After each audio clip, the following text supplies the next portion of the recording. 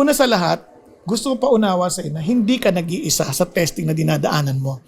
No temptation has overtaken you which is not common to man.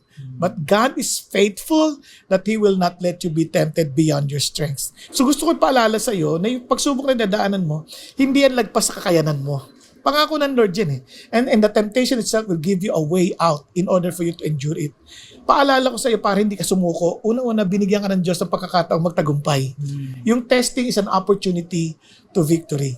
At ang pangalawa, maintindihan natin na hindi natin to dapat harapin by our own strengths. Harapin natin to sa strength ng Diyos. Kaya if God is with us, who can be against us? Diba? Kung natutukso ka mag-compromise, then remember this.